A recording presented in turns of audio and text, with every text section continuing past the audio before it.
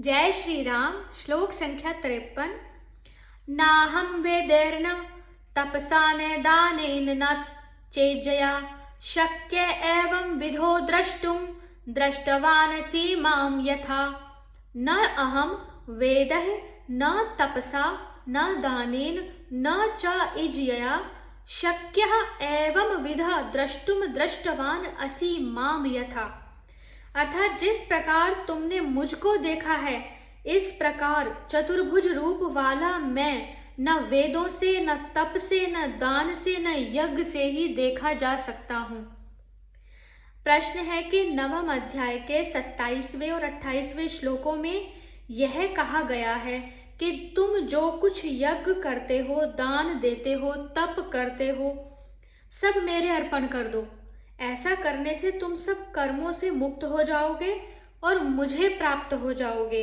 तथा 17वें अध्याय के 25वें श्लोक में यह बात कही गई कि मोक्ष की इच्छा वाले पुरुषों द्वारा यज्ञ दान तपरूप क्रियाएं फल की इच्छा छोड़कर की जाती हैं।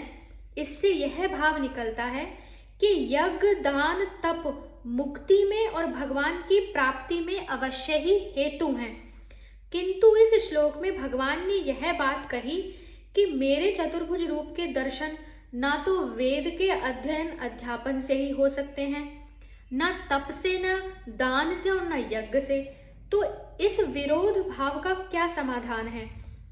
उत्तर है कि इसमें कोई विरोध की बात नहीं है, क्योंकि कर्मों को भगवान के अर्पण करना अनन्य भक्ति का एक अंग है। 55वें श्लोक में अनन्य भक्ति का वर्णन करते हुए भगवान ने स्वयं मत कर्म कृत, मेरे लिए कर्म करने वाला पद का प्रयोग किया और 54वें श्लोक में यह स्पष्ट घोषणा की कि अनन्य भक्ति के द्वारा मेरे इस स्वरूप को देखना, जानना और प्राप्त करना संभव है। अतएव यहाँ यह समझना चाहिए कि निष्काम भाव से भगवदर्थ और भगवदर्पण बुद्धि से किए हुए यज्ञ दान तप आदि कर्म भक्ति के अंग होने के कारण भगवान की प्राप्ति में हेतु हैं, सकाम भाव से किए जाने पर नहीं।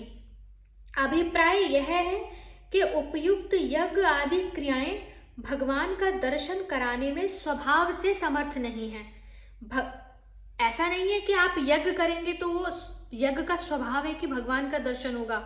अगर आप सकाम यज्ञ कर रहे हैं तो फिर जो कामना की इच्छा आप कर रहे हैं वो कामना आपकी पूरी हो जाएगी, किंतु भगवत दर्शन नहीं होंगे। भगवान के दर्शन तो प्रेम पूर्वक भगवान के शरण होकर निष्काम भाव से कर्म करने पर भगवत कृपा से ही होते हैं। प्रश्न है यहाँ एवं विधा और माम यथा दृष्टवानसी के प्रयोग से यदि यह बात मान ली जाए कि भगवान ने अपना जो विश्व रूप अर्जुन को दिखलाया उसी के विषय में मैं वेदों द्वारा नहीं देखा जा सकता आदि बातें भगवान ने कही हैं, तो क्या हानि है? एवं विधा का शाब्दिक अर्थ है इस प्रकार चतुर्भुज रूप वाला। इसका उत्तर है कि विश्व रूप की महिमा में प्रायः इन्हीं पदों का प्रयोग 48वें श्लोक में हो चुका है। इस श्लोक को पुनः उसी विश्व रूप की महिमा मान लेने से पुनरुक्ति का दोष आता है। प्रश्न ये उठ रहा है कि ये जो महिमा बताई जा रही है ये विश्व रूप की भी तो बताई जा सकती है, जो विश्व रूप विकराल है, किंतु ऐसा नहीं है, ये चतुर्भुज रूप की महिमा बतलाई जा रही है। इसके अतिरिक्त उस विश्व रूप के लिए तो भगवान ने कहा है कि यह तुम्हारे अतिरिक्त दूसरे किसी के द्वारा नहीं देखा जा सकता, और इसके देखने के लिए अगले श्लोक में उपाय भी बतलाते हैं। यदि उपयुक्त उपायों से आपके दर्शन नहीं हो सकते तो किस उपाय से हो सकते हैं, ऐसी जिज्ञासा होने पर भगवान क्या कहते हैं? श्लोक संख्या 54। भक्तया त्वनन्यया शक्य अहमेव विधो अर्जुन ज्ञातुं द्रष्टुं च तत्त्वेन प्रवेष्टुं च परन्तप। भक्तया तु अनन्यया शक्यः अहम एवं विधा अर्जुन ज्ञातुं द्रष्टुं च तत्त्वेन प्रवेष्टुं च परन्तप। अर्थात परंतु हे परंतप अर्जुन अनन्य भक्ति के द्वारा इस प्रकार चतुर्भुज रूप वाला मैं प्रत्यक्ष देखने के लिए, तत्व से जानने के लिए तथा प्रवेश करने के लिए अर्थात एक ही भाव से प्राप्त होने के लिए भी शक्य हूँ। प्रश्न है कि जिसके द्वारा भगवान का दिव्य चतुर्भुज रूप देखा जा सकता है, जाना जा सकता है और उसमें प्रवेश किया जा सकता है, वह अनन्य भक्ति क्या है? उत्तर है कि भगवान में ही अनन्य प्रेम हो जाना तथा अपने मन, इंद्रिय, शरीर, धन, जन आदि सर्वस्व को भगवान का समझकर भगवान के लिए ही भगवान की सेवा में सदा के लिए लगा देना, यही अनन्य भक्ति है। इसका वर्णन अगले श्लोक में अनन्य भक्त के लक्षणों में विस्तार पूर्वक किया गया है।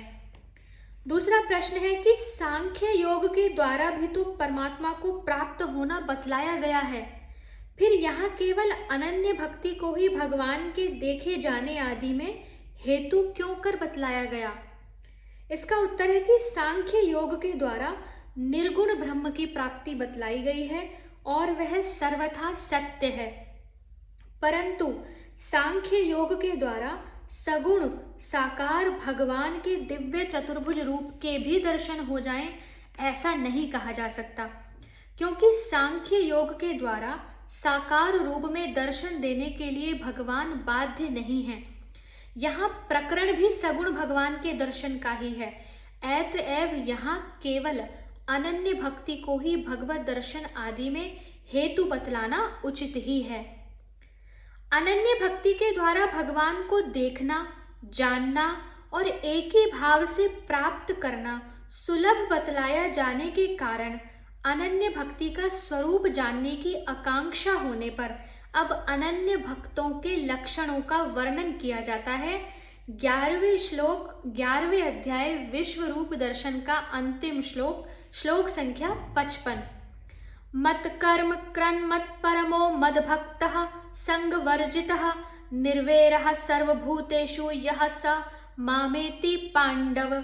मत कर्म क्रन मत परमो मद भक्तः संग वर्जितः निर्वैरः सर्वभूतेषु यः स मामेति पांडव। मत कर्म कृत मेरे ही लिए संपूर्ण कर्तव्य कर्मों को करने वाला, मत परम मेरे परायण, मद भक्त मेरा भक्त, संग वर्जितः आसक्ति रहित, सर्वभूतेषु संपूर्ण भूत प्राणियों में निर्वैर वैर भाव से रहित।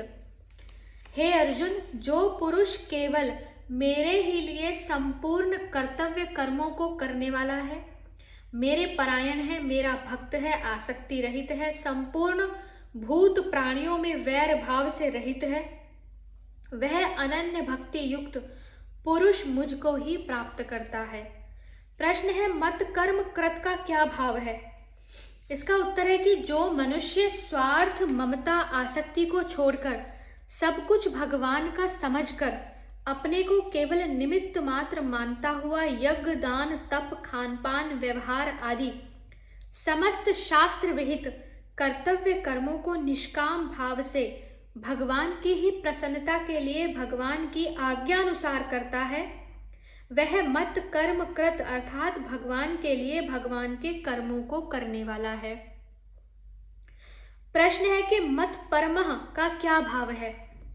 जो भगवान को ही परम आश्रय, परम गति, एकमात्र शरण लेने योग्य, सर्वोत्तम, सर्वाधार, सर्वशक्तिमान, सबके सुहृद, परम आत्मीय और अपने सर्वस्व समझता है तथा उनके किए हुए प्रत्येक विधान में सदा सुप्रसन्न रहता है, वह मत परमः अर्थात भगवान के परायण है। प्रश्न है मद भक्तः का क्या भाव है?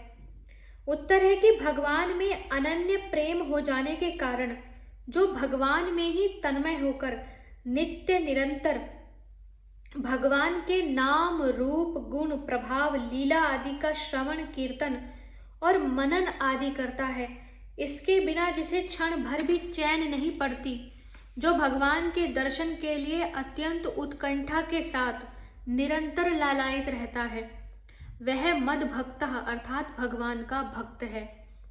प्रश्न है संग वर्जितः का क्या भाव है? उत्तर है कि शरीर, स्त्री, पुत्र, घर, धन, कुटुंब, मान बढ़ाई आदि जितने भी इस लोक और परलोक के भोग्य पदार्थ हैं, उन संपूर्ण जड़ चेतन पदार्थों में जिसकी किंचन मात्र भी आसक्ति नहीं रह गई, भगवान को छोड़कर जिसका किसी में भी प्रेम नहीं, वह संग वर्जितः अर्थात आसक्ति रहित है। प्रश्न है, सर्वभूतेषु निर्वैर का क्या भाव है?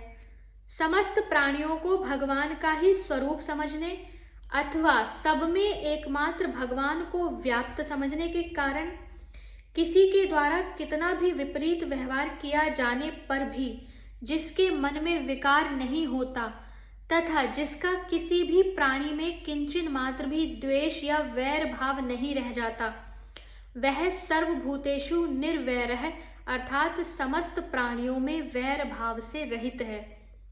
प्रश्न है, यह और सह किसके वाचक हैं और वह मुझको ही प्राप्त होता है, इस कथन का क्या भाव है?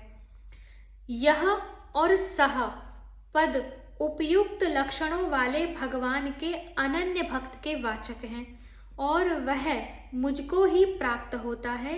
इस कथन का भाव 54वें श्लोक के अनुसार सगुण भगवान के प्रत्यक्ष दर्शन कर लेना, उनको भली भांति तत्व से जान लेना और उनमें प्रवेश कर जाना है। अभिप्राय यह है कि उपयुक्त लक्षणों से युक्त जो भगवान का अनन्य भक्त है वह भगवान को प्राप्त हो जाता है। ओम तत्सदिति श्रीमद्भगवत गीतासूपनिषत्सु ब्रह्म विद्यायां योग शास्त्रे श्री कृष्णार्जुन संवादे विश्वरूप दर्शन योगो नाम एकादशो अध्यायः। हरे कृष्णा।